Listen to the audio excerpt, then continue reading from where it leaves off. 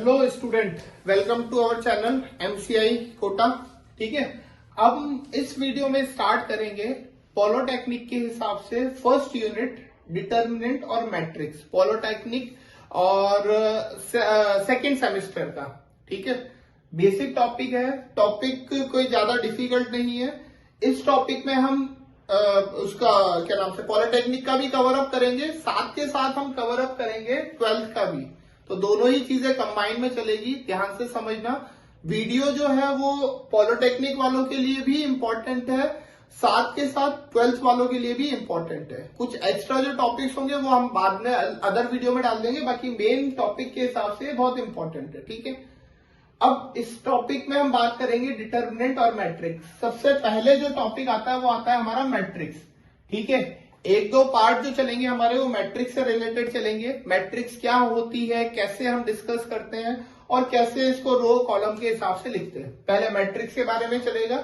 उसके बाद मैट्रिक्स से कैसे हम डिटर्मिनेंट पे जाते हैं, सॉल्यूशन डिटर्मिनेंट का कैसे होता है, और वो सारी चीजें पढ़ेंगे। मतलब एक स्कोरिंग टॉपिक है ये 12th के हिसाब से भी, साथ साथ पॉलिटेक्निक के हिसाब से भी। और वीडियो आपके लिए इनफ होगी इसका बेसिक कॉन्सेप्ट समझने के लिए। ठीक है, तो अब स्टार्ट करते हैं हम इसमें आगे का टॉपिक। ठीक है,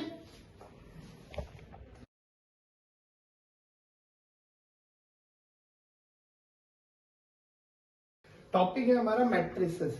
ठीक है, अब मैट्रिसेस में क्या होता है, मैट्रिसेस एक बहुत इजी टॉपिक है।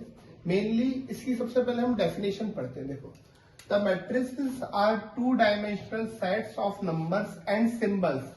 नंबर्स और सिंबल्स के सेट्स होते हैं ये। ठीक है, जैसे हमने सेट्स पढ़ा है वैसे ही ये भी मैट्रिक्स भी एक सेट्स ही होता है। ठीक है, लेकिन जो डिस्ट्रीब्यूशन होता है इसका वो रेगुलर फॉर्म में होता है, रेक्टेंगुलर फॉर्म में होता है। ठीक है, रेक्टेंगुलर फॉर्म और वर्टिकल हॉरिजॉन्टल लाइन की फॉर्म में होता है। Vertical horizontal line, vertical line कहलाती है रो, हॉरिजॉन्टल लाइन कहलाती है कॉलम। ठीक है, तो मेनली अगर हम प्रॉपर डेफिनेशन की बात करें तो सेट्स ही एक मैट्रिक्स की फॉर्म होती है, मैट्रिक्स ही एक सेट्स की फॉर्म होती है, जिसमें इसका एक पर्टिकुलर हर एक एलिमेंट का एक पोजीशन फिक्स कर दी जाती है, चाहे वो रो के हिसाब से हो चाहे वो कॉलम के हिसाब से हो। ठीक है, तो उसी चीज को मैट्रिक्स बोलते हैं। जैसे हम पहले नॉर्मली लिखते थे, सेट्स लिखते थे 1 2 3 4 5, ये सेट्स बना दिया। अब इसी सेट्स को अगर मैट्रिक्स की फॉर्म में कन्वर्ट करें तो 1 2 3 4 5 6, तो इसमें हर एक सेट का हर एक एलिमेंट का एक फिक्स पोजीशन कर दिया कि इसकी जो पोजीशन है पहले रो का पहला एलिमेंट है। ठीक है, इसकी जो पोजीशन है वो दूसरे रो का दूसरा एलिमेंट है, इसकी जो पोजीशन है दूसरे रो का तीसरा एलिमेंट है। ठीक है, तो अगर सेट्स में जगह फिक्स कर दी जाए तो वो मैट्रिसेस कहलाएगी। क्लियर? अब देखो, मैट्रिसेस का फॉर्म क्या होता है, जैसे इसमें बोला रेक्टेंगुलर शेप होता है। ये रेक्टेंगुलर शेप है एक, जैसे ये है हमारे पास हॉरिजॉन्टल लाइंस। ठीक है, ये बनेगी हमारे पास वर्टिकल, ये है हमारे पास हॉरिजॉन्टल लाइन, ये है हमारे पास वर्टिकल लाइन। ये जो चीज है ये कहलाएगी हमारे पास रो, और ये जो कंडीशन है ये कहलाएगी हमारे पास कॉलम। ठीक है, तो ये लाइन रो, ये लाइन कॉलम। हिंदी के हिसाब से बात करें तो ये पंक्ति और ये स्तंभ। ठीक है, तो इसके हिसाब से पूरा मैट्रिक्स चलता है। मेन हमें रिप्रेजेंटेशन आना चाहिए कि रिप्रेजेंटेशन होता क्या है। अब रिप्रेजेंटेशन इसमें समझा दिया मैंने कि मैट्रिक्स को रिप्रेजेंट कैसे करते हैं। अब एक एग्जांपल से समझते हैं कि मैट्रिक्स में क्या क्या चीजें होती है। जैसे ये हमने एक एग्जांपल लिखा है, इस एग्जांपल में ये हमारे पास है रो। ठीक है, अब रो कितनी है, एक तो रो फर्स्ट, ये दूसरी रो, रो सेकंड। ठीक है, कॉलम की बात करें तो ये एक कॉलम C1, ये दूसरा कॉलम C2 और ये तीसरा कॉलम C3।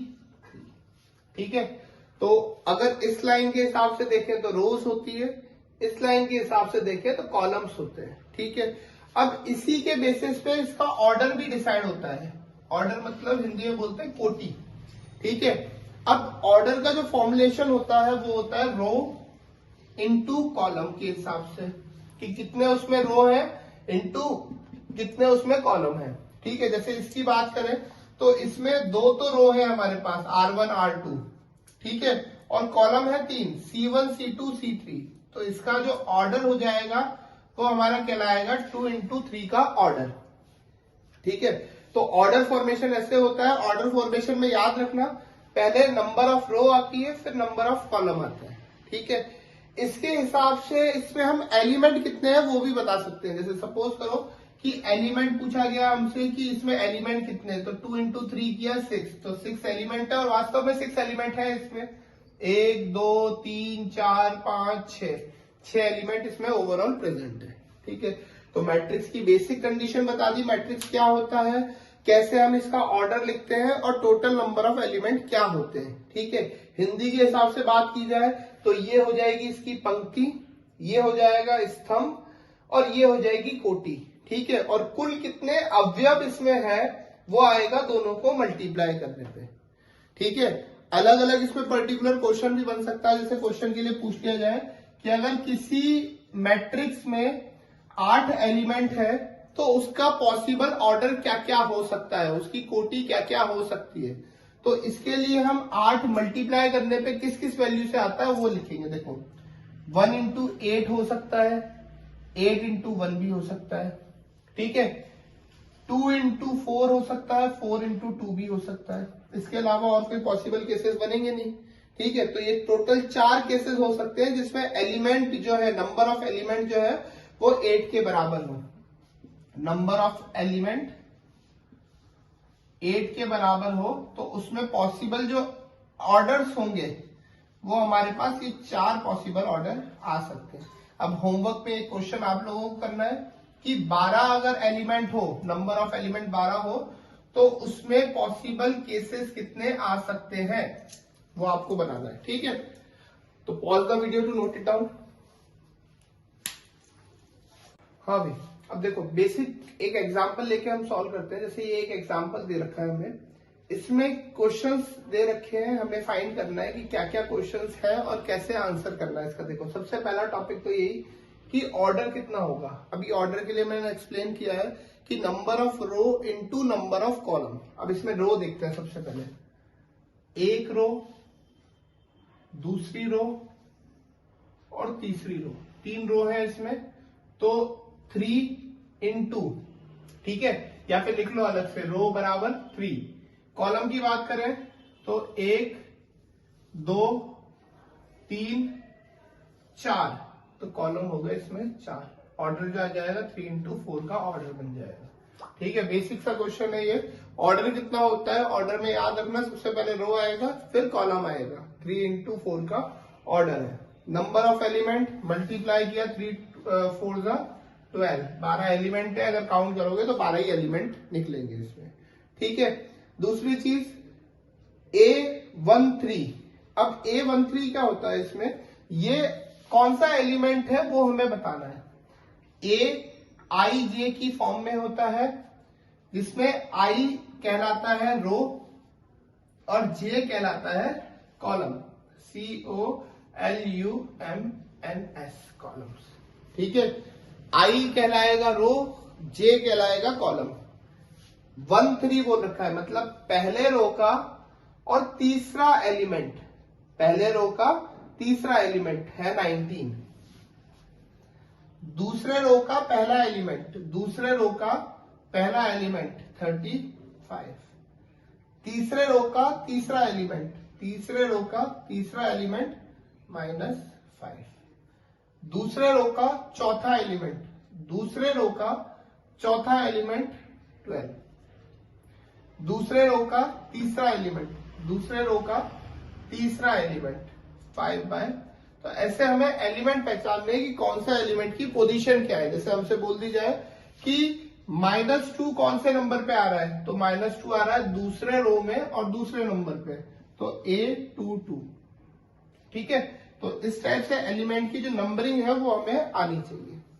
क्लियर, कोई डाउट है इसमें। अब सेकेंड एग्जांपल इसमें आता है कि मैट्रिक्स फॉर्म करनी है हमें, मैट्रिक्स फॉर्म करनी है, उसका ऑर्डर दे रखा होगा हमें, ठीक है, और क्या कंडीशन है उसके रो कॉलम में वो हमें दे रखी होगी। जैसे ऑर्डर तो है 2 into 2 का, पहले एक मैट्रिक्स फॉर्म कर लेते हैं। ए मैट्रिक्स हमारी बनेगी 2 इंटू 2 मतलब 1 1 1 2 2 2 सॉरी 2 1 और 2 2, ये मैट्रिक्स हमारी बनेगी। ठीक है, अब ये मैट्रिक्स बनाने से पहले हमें कंडीशन लगानी पड़ेगी। कंडीशन क्या है कि i प्लस जे करके उसको स्क्वायर करना है। ठीक है, जैसे यही लेते हैं हम पहला एलिमेंट, देखो a1 1, i की जगह भी 1, j की जगह भी 1, 1 प्लस 1 होल स्क्वायर, 2 का स्क्वायर 4। ठीक है, 1 2 पहला रो पहला कॉलम, i की जगह भी 1, j की जगह 2, 1 प्लस 2 होल स्क्वायर किया, ये आ जाएगा 3 का स्क्वायर 9, स्क्वायर मतलब 3 इंटू 3 9। ठीक है, 2 1 2 1 2 प्लस 1 का स्क्वायर 3 का स्क्वायर, ये आ जाएगा 9। ऐसे ही 2 2 2 प्लस 2, i की जगह भी 2, j की जगह भी 2, स्क्वायर किया 4 का स्क्वायर 16। वैल्यू रख दो यहाँ पे, पहले नंबर पे आ रहा है 4, दूसरे नंबर पे आ रहा है 9, तीसरे पे भी 9 और चौथे पे 16। इसी फॉर्म में जो वैल्यूज है वो पुट कर दी। ठीक है, तो दोनों टाइप के क्वेश्चन आ सकते हैं, ये भी आ सकता है और ये भी आ सकता है हमारा। ठीक है, अब ये तो हो गया बेसिक कंप्लीट मैट्रिक्स का। अब मैट्रिक्स कितने टाइप की होती है वो भी हमें जानना जरूरी है, क्योंकि उससे पर्टिकुलर क्वेश्चन नहीं आता, लेकिन चीजें हमें मतलब नॉलेज होनी चाहिए, क्योंकि वो चीज किसी ना किसी क्वेश्चन में इंक्लूड होके आ जाएगी। ठीक है, अब टाइप ऑफ मैट्रिक्स वैसे तो बहुत टाइप की होती है, लेकिन मैंने बेसिक कुछ लिखी है जो हमारे काम में आएगी। ठीक है, सबसे पहले कॉलम मैट्रिक्स। कॉलम मैट्रिक्स नाम से पता चल रहा है केवल एक कॉलम होगा। ठीक है, तो जैसे हमने लिख दिया ए बी सी, ये कॉलम मैट्रिक्स हो गई। ठीक है, रो मैट्रिक्स जिसमें केवल एक रो होगा, जैसे ए बी सी डी, एक रो है केवल। ठीक है, तो वो रो मैट्रिक्स हो गई। ठीक है, कॉलम मैट्रिक्स जिसमें एक कॉलम हो, रो मैट्रिक्स जिसमें एक रो हो।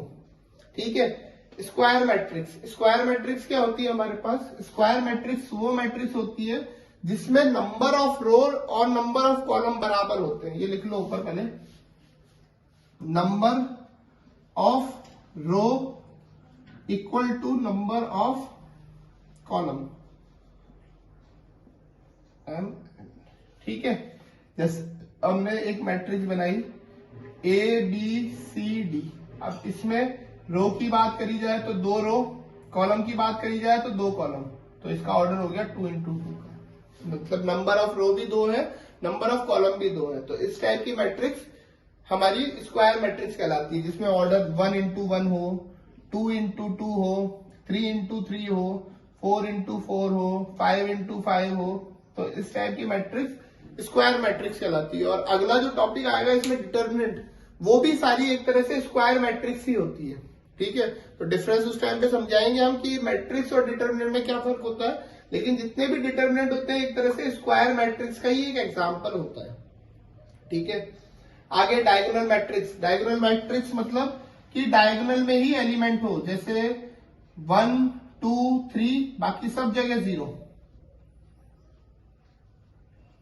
ठीक है, सब जगह 0, बस ये इस लाइन में डायगोनल में ही वैल्यू आ रही है, या फिर इस लाइन में ही वैल्यू आएगी। ठीक है, डायगोनल मतलब कि उसके डायगोनल में ही वैल्यू आएगी, बाकी किसी में वैल्यू एग्जिस्ट ही नहीं करेगी, 0 वैल्यू आएगी बाकी सब में। ठीक है, अगला आइडेंटिटी मैट्रिक्स, बहुत इंपॉर्टेंट टॉपिक है, ये काम आएगा आगे। आइडेंटिटी मैट्रिक्स एक तरह से डायगोनल मैट्रिक्स ही होता है, बस इसमें डायगोनल में जो वैल्यू आएगी वो 1 आएगी, बाकी सब जगह 0। ये एक आइडेंटिटी मैट्रिक्स हो गई 3 इंटू 3 की। ठीक है, इसको हम लिख सकते हैं I 3 इंटू 3। ठीक है, जैसे हमने लिख दिया 1 1 0 0, ये एक आइडेंटिटी मैट्रिक्स हो गई 2 इंटू 2 की, इसको लिख सकते हैं I 2 2।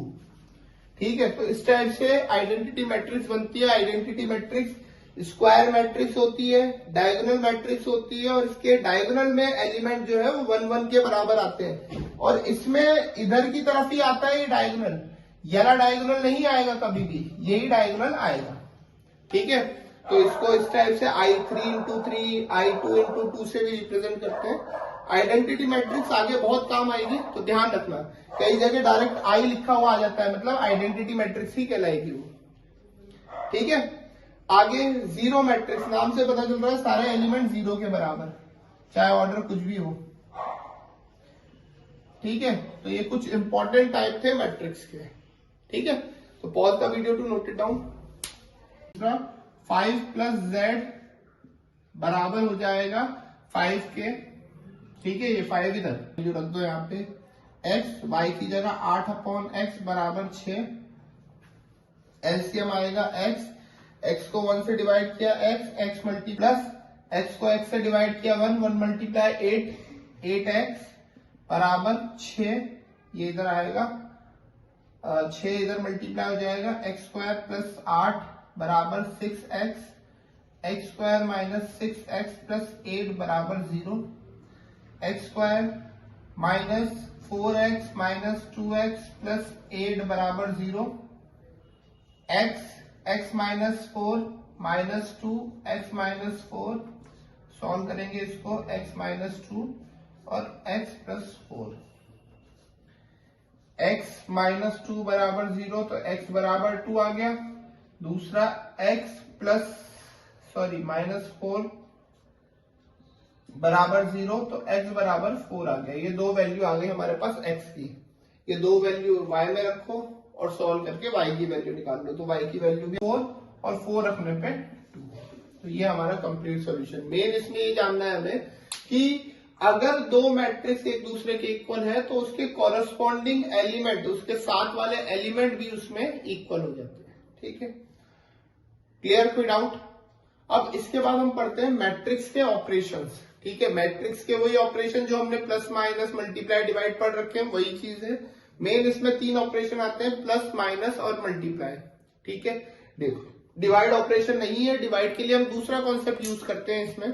ठीक है, अब देखो ये दो मैट्रिक्स दे रखी है, ऑर्डर पहचानना सबको अब आ गया होगा, 2 रो, ठीक है, और 3 कॉलम, सेम ऐसे यहां पे भी 2 रो और 3 कॉलम। ठीक है, अब प्लस या माइनस करने में कॉन्सेप्ट जो लगता है वो लगता है कि ऑर्डर जो है मैट्रिक्स का वो सेम होना चाहिए, तभी हम प्लस कर सकते हैं, वरना प्लस नहीं हो सकता। ठीक है, अब दोनों का ऑर्डर सेम है, प्लस में लिखेंगे हम 2 1 3 4 5 माइनस 3 प्लस 1 2 1 1 2 5, प्लस करेंगे दोनों को, कॉरस्पॉन्डिंग एलिमेंट 2 प्लस 1 3, ठीक है, या फिर लिख दो इसको प्रॉपर तरीके से 2 प्लस 1 3 प्लस 1 5 प्लस 2, ठीक है, 1 plus 2 4 plus 1 minus 3 plus 5, solve कर दो इसको, 3 4 7 3 5 2, तो ये हमारे पास a प्लस बी करने पे वैल्यू आ गई। ठीक है, जो एलिमेंट है उसको उसके साथ वाले एलिमेंट के साथ ही प्लस माइनस करना है, तब जाके आंसर आएगा इसमें। ठीक है, माइनस में भी वही कॉन्सेप्ट 2 1 3 4 5 माइनस 3 माइनस 1 2 1 1 2 5, देखो 2 माइनस 1 किया तो 1, 3 माइनस 1 किया तो 2, 5 माइनस 2 किया तो 3, 1 माइनस 2 किया तो -1, 4 माइनस 1 किया तो 3, और -3 माइनस 5 किया तो -8, ये हमारे पास वैल्यू आ जाएगी। ठीक है, तो इस टाइप से हम प्लस माइनस करते हैं इसको। आगे आएगा मल्टीप्लाई। अब मल्टीप्लाई में यहाँ पे 2b दे रखा है, देखो ए लिखा मैंने 2 1 3 4 5 माइनस 3 प्लस 2b लिखा हमने 1 1 2 2 1 5, मल्टीप्लाई करेंगे पहले 2 से, 2 1 3 4 5 माइनस 3 प्लस 2 से मल्टीप्लाई किया 2 2 4 4 2 10। ठीक है, अब सॉल्यूशन थोड़ा ध्यान रखना इसमें, वैल्यूज मैट्रिक्स और डिटर्मिनेंट जो अगला टॉपिक हम पढ़ेंगे उसमें थोड़ा सा प्रॉपर्टीज में चेंज होता है, तो वो चीज थोड़ा ध्यान रखना। ठीक है, अब देखो इसको मल्टीप्लाई कर दिया, 2 बाहर लिखा हुआ है तो सभी से मल्टीप्लाई करा, ठीक है, फिर प्लस कर देंगे इसको, प्लस करने के बाद जो भी आंसर आए वो आंसर लिख देना। ठीक है, तो प्रॉपर्टीज का थोड़ा ध्यान रखना, एक बार कॉन्सेप्ट समझ में आ गया तो बहुत इजी टॉपिक है ये। ठीक है, अब pause the video to note it down, इसके बाद फिर हम मल्टीप्लीकेशन और बताते हैं इसमें, ठीक है। थर्ड ऑपरेशन हम सीखेंगे मल्टीप्लीकेशन, ठीक है। थोड़ा ध्यान से कॉन्सेप्ट पे फोकस करना, ठीक है, क्योंकि स्टार्टिंग का अगर कॉन्सेप्ट समझ में आ गया फिर आगे क्वेश्चन डायरेक्ट सॉल्व कर सकते हो, फिर दिक्कत नहीं आएगी तुम्हें, ठीक है। अब इसमें हम सॉल्व करते हैं a इंटू बी। अब a इंटू बी पहले हमें चेक करना पड़ेगा क्या ये मल्टीप्लाई होगा या नहीं होगा, वो ऑर्डर पे डिपेंड करता है। इसमें 2 इंटू 2 का ऑर्डर है, इसका ऑर्डर है 2 इंटू 2 का। लिखेंगे इसको 2 इंटू 2, इसका ऑर्डर 2 इंटू 2। ये वैल्यू अगर सेम है तो मल्टीप्लाई कर सकते हैं, और मल्टीप्लाई करने के बाद जो ऑर्डर आएगा वो आएगा 2 इंटू 2 का ऑर्डर, ठीक है। तो ये कॉन्सेप्ट हमारे लग रहा है, ठीक है। हम मल्टीप्लाई कैसे करेंगे, देखो ऑर्डर आ रहा है 2 इंटू 2 का, तो मैट्रिक्स बनेगी A11, A12, A21, A22, ठीक है। सॉल्व करना है इसको, A मैट्रिक्स लिख लो और B मैट्रिक्स लिख लो, 1 1 2 3। सेम ऐसे ही B मैट्रिक्स 1 2 0 1। अब देखो कॉन्सेप्ट जो बता रहा हूं ध्यान से सुनना। A11 ये एलिमेंट निकालना है, तो इधर के लिए तो हम लेंगे रो, पहले वाले का रो, दूसरे वाले का कॉलम, ठीक है। पहले वाले का स्तंभ पंक्ति, दूसरे वाले का स्तंभ, ठीक है। अब देखो कौन सा रो है, फर्स्ट रो, और कौन सा कॉलम है, first column. First row first column, multiply करेंगे इसको, 1 को 1 से मल्टीप्लाई 1, 2 को 2 से मल्टीप्लाई 4, ठीक है। ध्यान रखना आगे की तरफ बढ़ रहे हैं हम इसमें, ठीक है। सेम ऐसे ही 1 2, फर्स्ट रो सेकंड कॉलम, 1 को 0 से मल्टीप्लाई 0, 2 को 1 से मल्टीप्लाई 2, ठीक है। वैल्यूज हमारे पास आती जाएगी इसके हिसाब से 2 1 सेकेंड रो, और फर्स्ट कॉलम ये 1 इंटू 1 1, 3 इंटू 2 6, मतलब आगे वाले से बढ़ते जा रहे हैं आगे।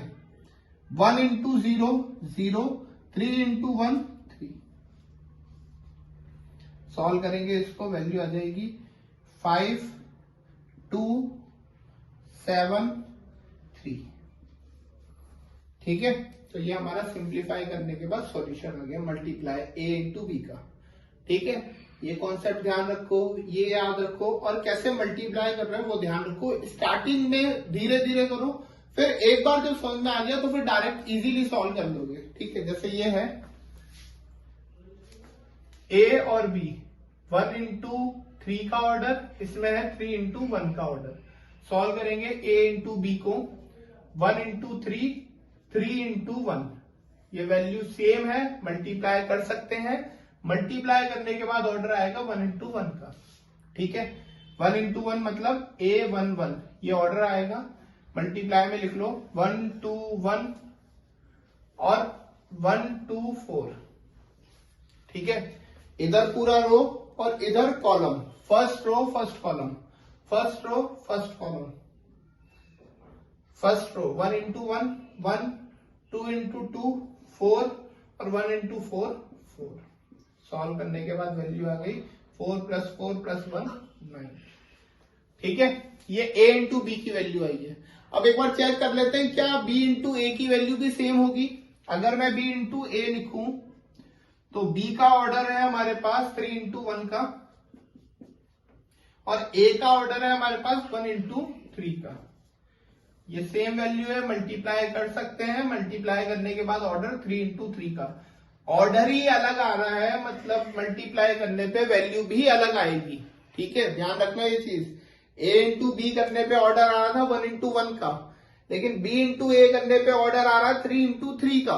ऑर्डर चेंज हो गया, इसमें ऑर्डर चेंज हो गया मतलब वैल्यू अलग आएगी, ठीक है। अब सॉल्व करते हैं, देखो 3 इंटू 3 मतलब ये आ गया A11, A12, A13, A21, A22, A23, A31, A32, A33।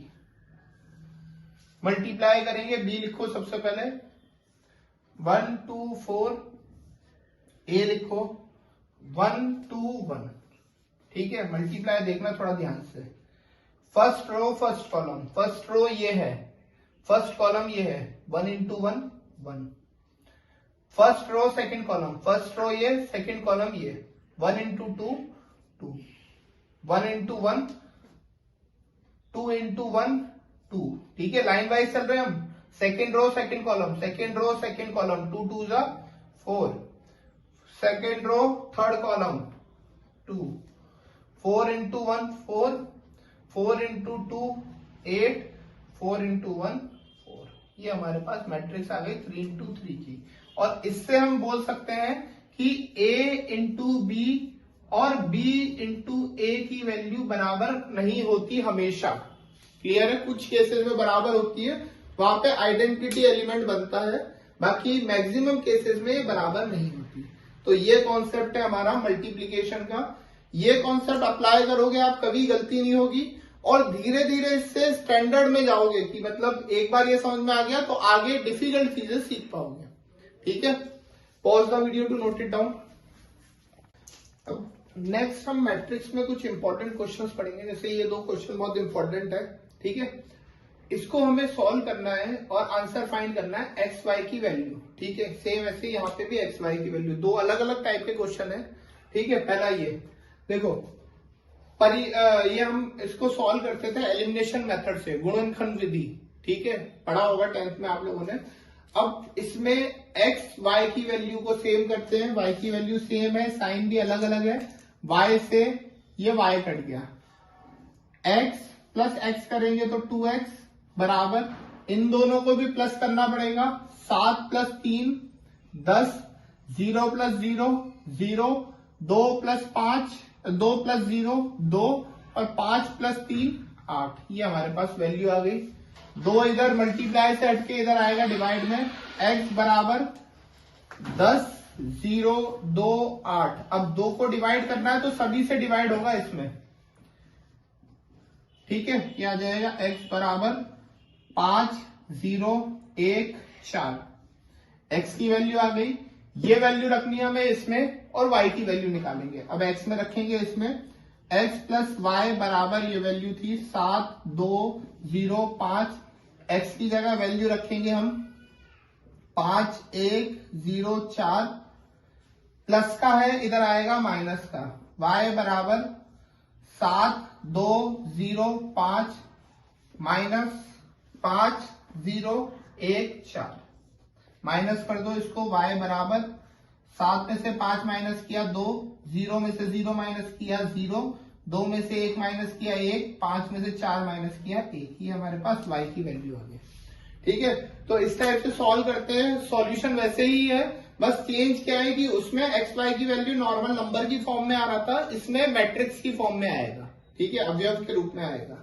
अब ये सॉल्व हो गया, इसको सॉल्व करना है। देखो पहले मल्टीप्लाई करते हैं, x से दोनों को मल्टीप्लाई किया 2x 3x, प्लस y से दोनों को मल्टीप्लाई किया y बराबर 10 5, प्लस करेंगे दोनों को 2x माइनस y, इन दोनों को प्लस करेंगे 3x प्लस y, और बराबर में 10 5। अब मैंने बताया था कि जो वैल्यू होती है जिस जगह पे, वो उसके सामने वाले के बराबर होती है।